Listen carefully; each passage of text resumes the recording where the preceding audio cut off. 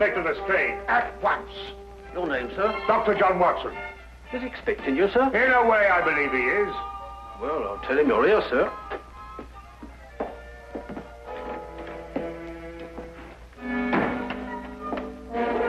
You can go in, sir.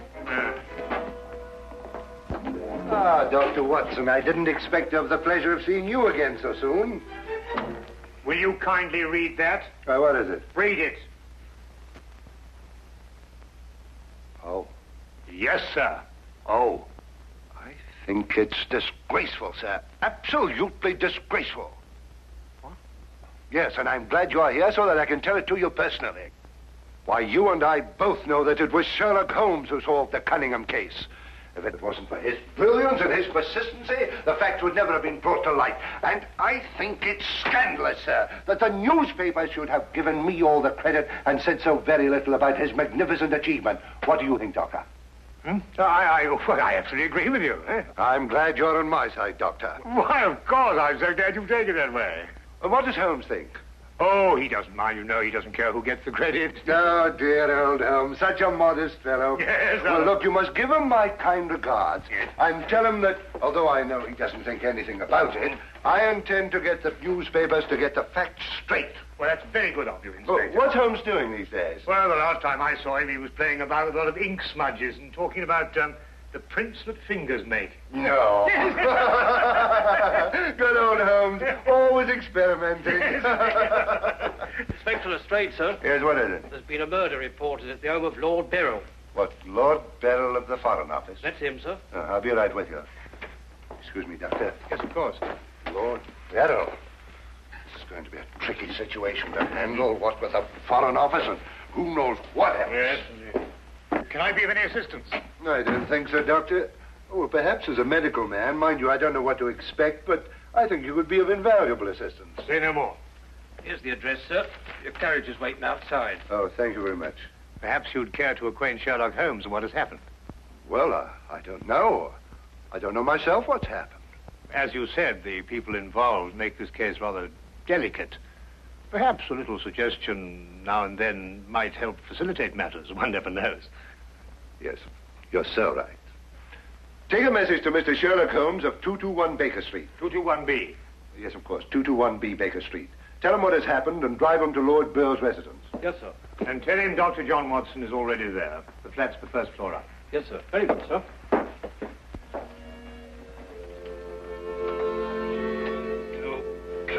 221B Baker Street.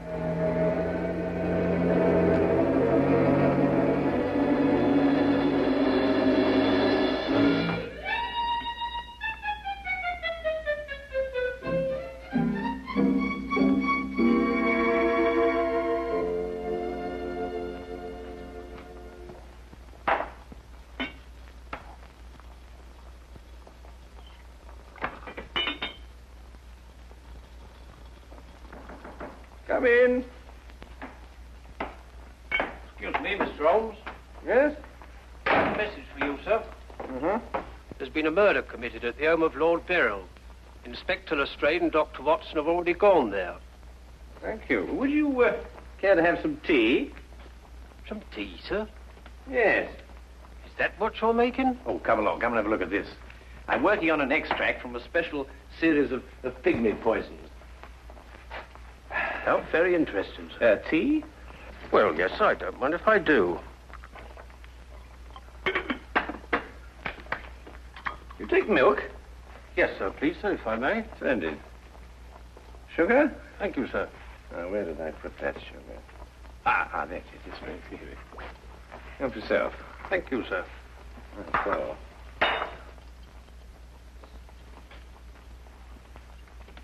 What's this you're doing here, sir? Well, I believe that certain poisons, if taken in the correct doses, can actually have beneficial rather than fatal effects. Now, that's very interesting, sir. Yes, it is, isn't it? What's all this over here, sir? Oh, that? Oh, those are some tropical leaves. They were sent to me by a friend of mine who hunts in that part of the country. The essence, you see, passes through this tube, down here and across the table, and is condensed in that retort there. And what's that stuff in the bottom there? That's lime. That acts as a catalytic agent to combine the essence of the leaves with a dark, tar-like substance, which you can see at the bottom.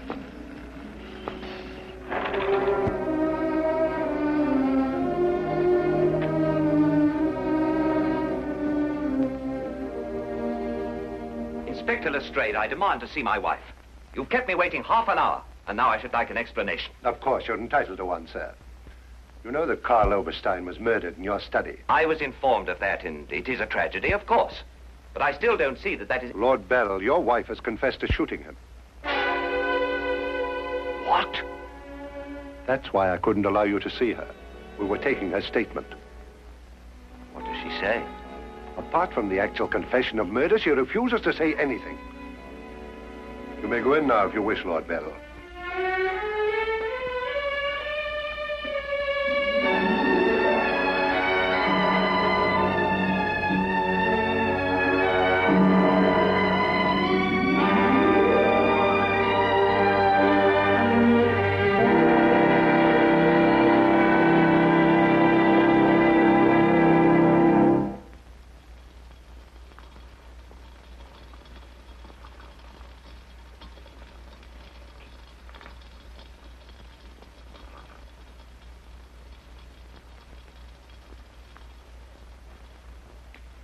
What's that you're putting in now, sir? Well, it's a form of acid dye. Yeah. That's all right. Oh, where have you two been all the afternoon? Didn't the sergeant tell you? Oh, yes, I remember. There was a murder somewhere. Was it interesting? No, Mr. Dwight. Uh-huh. Well, Lestrade, come and have a whiskey and soda. Whiskey and soda, Lestrade. I don't know. I'll be off duty in 5 minutes. Yes, I think that'd be all right. Yeah. Neat for me. Well, sit down if you can find yourself a place. There you go. yes, well, I think we can leave that to boil for a little while now. Now, gentlemen, what's the problem? Who was murdered? A man named Karl Oberstein. Oberstein. Oberstein. Oh, yes, I remember. An Austrian chap. He was originally, but of course, for a number of years, he's been a freelance agent. Mm-hmm. Buying and selling anything he can get his hands on, eh? But his hands in a bit too much this time. Lady Beryl shot him. Holt Smith, 38. Oh, really? It was a nasty bit then. I examined the body before it was removed. Entire back of the head gone. Instantaneous death, of course. Did you find the bullet? No, the police surgeon will do that. It hadn't come out. Yes, and that shot in the back of the head removes any possible chance Lady Beryl may have had of claiming self-defense. You're off duty now, aren't you, Wilkins? Yes, sir. You may go home. Thank you, sir. It's been a pleasure working for you this afternoon, Mr. Holmes. I'd like to know how it all turns out. I'll let you know. Thank you, sir. Good afternoon, sir. I feel sorry for Lord Beryl. There'll be quite a scandal when this appears in the papers. Yes, it certainly will be. I wonder why Lady Beryl lied to you. What nationality was Lady Beryl originally? Well, she was born in Austria, although she was brought up in America. She's been here in England for the past 5 years, since her marriage, you know. It's a shame a woman like her has to remain in prison. Still, she might decide to tell you...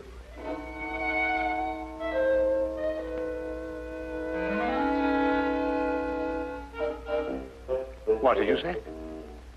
I beg your pardon? What did you say just now? I didn't say anything. Oh, yes, you did. You said, I wonder why Lady Beryl lied to you. Oh, that. Yes, what did you mean?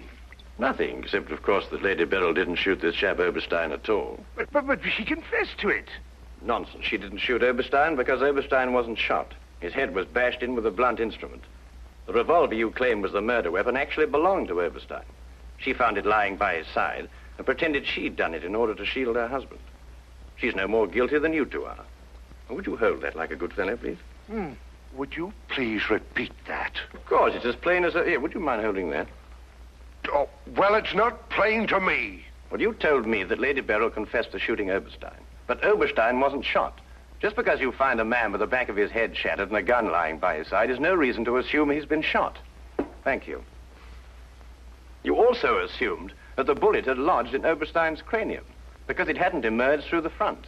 Now, any student of elementary ballistics knows that the greatest damage to the skull is on the opposite side to which the bullet entered. The point of entry is always clean. But the gun we found was an Austrian gun, and Lady Beryl is an Austrian. Now, there's a logical bit of reasoning for you. Would you mind holding that, please? Lady Beryl saw Oberstein lying there and jumped to the same conclusion we did. Well, Lady Beryl's innocent. Then somebody else is guilty. Brilliant. We've got to get back to the premises and re-examine them for clues. You come with us, Holmes. This nonsense can wait. Nonsense? Nonsense. Nonsense? Did you say nonsense? I'll have you know, Inspector Lestrade, that if the law enforcement agencies of this country were a little, an infinitesimal amount more advanced than ancient Neolithic man, I would not have to be doing the basic research work that will in time benefit police bureaus throughout the earth. You may have a point, Mr. Holmes. A point? The only point is human, of which there is a paucity in the halls of our defenders of the public. So do you really think? I certainly do think so, and I'll tell you a few other things in a bit.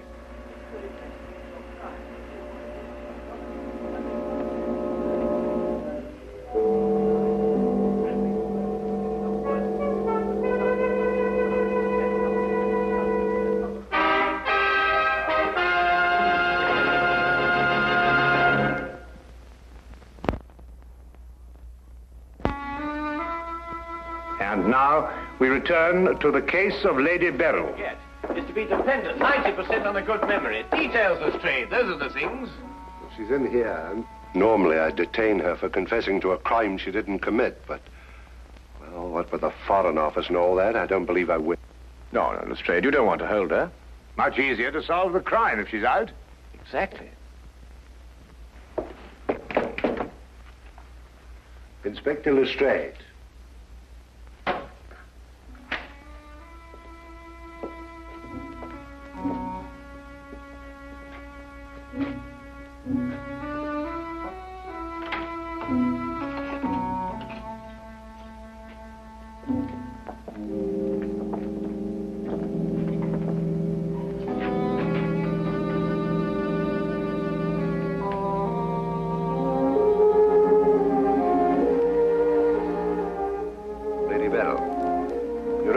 We're releasing you. So I understand. Do you know why? No. We've been able to prove that you didn't commit this murder you confessed to. I see. We would, however, like an explanation as to why you confessed to this crime.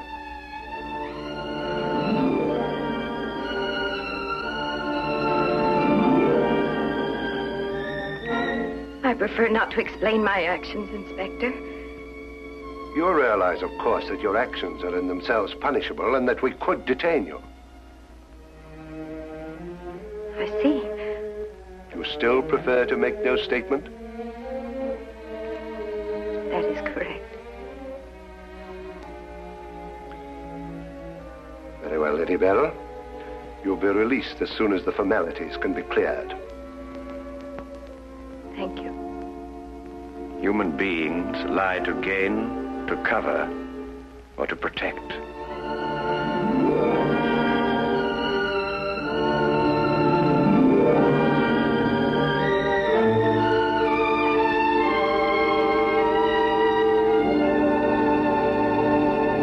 I don't know how to thank you, Mr. Holmes.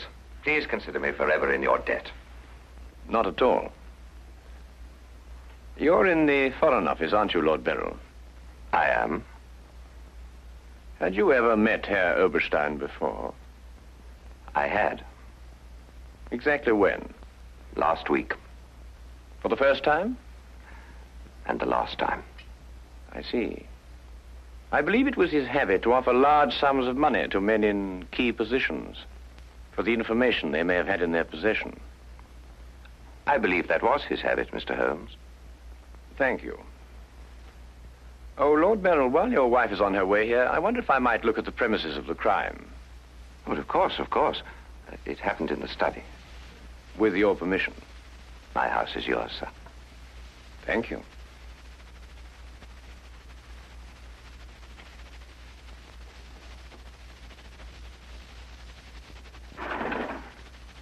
Well, now, let me see. Karl Oberstein was lying about there. Of course, it's been removed. Yes, of course. I see you cleaned everything up with your usual remarkable efficiency, Lestrade. Now, look here, Holmes. I didn't know there was going to be any mystery about this affair. Oberstein's head was here, Holmes, and his feet were there. Thank you, Watson.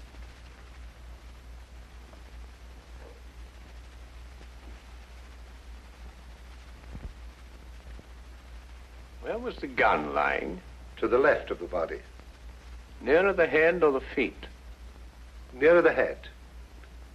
Was Oberstein face up or down? Face up. I had to turn him over to examine him. Has there been any effort made to gain forceful entry into the house? Well, none was reported. Why? Lord Beryl, do you use glasses when you read? Yes, I do. These? Are they your only pair? Yes. Who first discovered the body? I believe my secretary. Is he here? Yes. I'll call him. Thank you.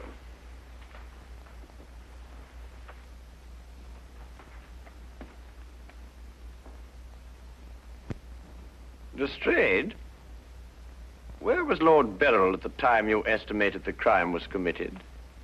He'd been at a meeting with high government officials all day. Oh, good. Why did you ask about the glasses, Holmes? It's because Lord Beryl wears glasses when he reads. But Lady Beryl confessed to a crime she didn't commit. What? This is my secretary, Mr. Ross. You've met Inspector Lestrade and Dr. Watson. This gentleman is Mr. Sherlock Holmes. How do you do? I understand it's through your efforts that Lady Beryl was returning home. Partially through my efforts. I wonder if I could impose upon you, Mr. Ross. Of course, sir. Would you mind taking these sheets of paper and roughly outline the position in which you discovered the body? Outline it in scraps of paper. If you would be so kind. Why, of course. What's the purpose of that? How many men have you on the premises, Lestrade? 2 outside. Why? Good. I wonder if you'd mind taking them into the garden behind this window and making a thorough search of the premises for a radius of 30 feet. Looking for what? Anything that doesn't belong in a garden. Are you serious, Holmes? Shh. Completely.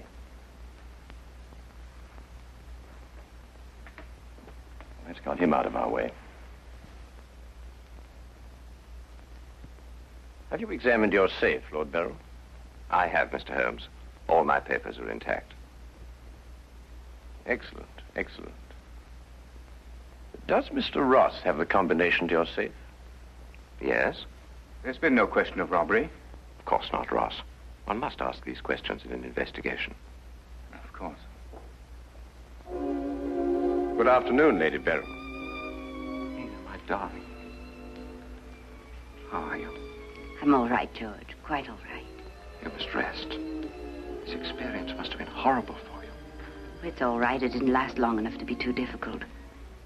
I don't know how, but Holmes has solved the entire thing.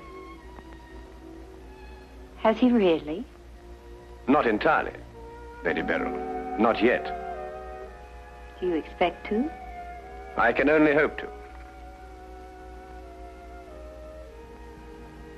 Mr. Holmes, if there's anything I can do to help. If it would not be too much of an imposition, Lady Beryl, I would like you to retake the position in which Mr. Ross discovered you when he entered the room. Mr. Holmes, my wife has had a harrowing experience. Please consider her nerves at this point. You're forgetting, Lord Beryl, that your wife confessed to a crime she didn't commit. The circumstances are somewhat exceptional. But if Lady Beryl would rather not... It's quite all right, George. Now, let me see.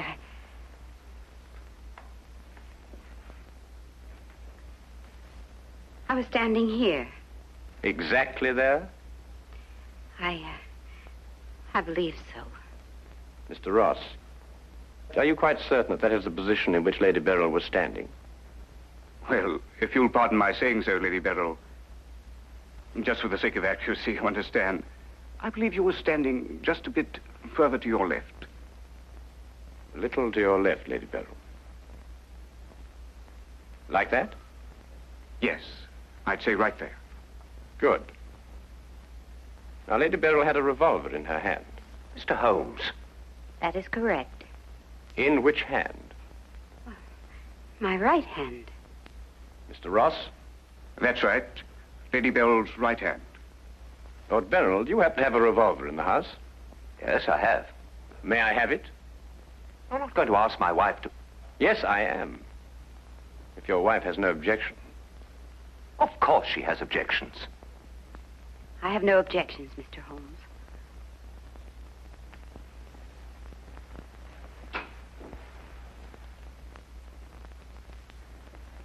Ah, excellent. A .38 caliber. Do you notice, Watson, that it's patterned very closely after the Schmidt-Holtz, the revolver in question? Lady Beryl, is that the way you held it? I believe so. Mr. Ross? Yes, it was like that. Mr. Ross, I'd like you to think very hard. A great deal depends on what you're going to say now. As far as you can remember, that was the position of Herr Oberstein's body? Yes. And where in relation to Herr Oberstein's body and Lady Beryl were the broken eyeglasses? Over there. There? Yes.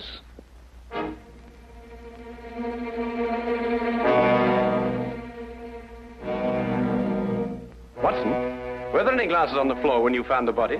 Absolutely not. You're positive? Positive. That's right. I didn't know what I was saying. There were no glasses on the floor at all.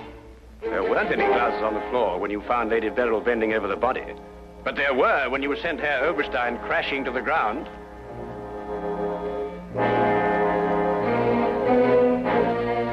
Before you run, Mr. Ross, look at Lady Beryl. I don't understand this, Mr. Holmes. Oh, very simple, really. Herr Oberstein approached you with an offer to buy Foreign Office secrets. You threw him out. Then Ross contacted him, prepared to sell him the secrets. Well, there's nothing missing from the safe. Of course not. If you sold anything, you'd have been found out.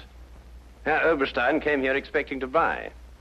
You opened the safe, showed him the papers he wanted. He put his glasses on to examine them. And then when he paid you, you smashed his skull in. He fell, breaking his glasses. His revolver dropped from his pocket.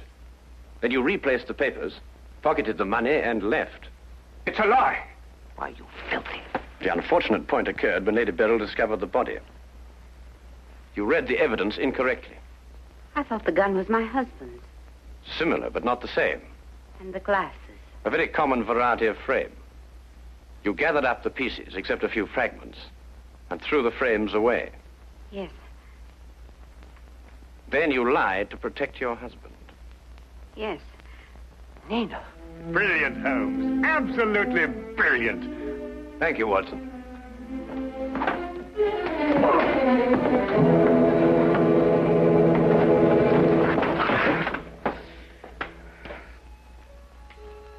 My humble and very grateful thanks, Mr. Holmes. It's been a pleasure to help so brave and noble a woman. I'm still not quite certain what's happened, but I know we shall both be forever indebted to you.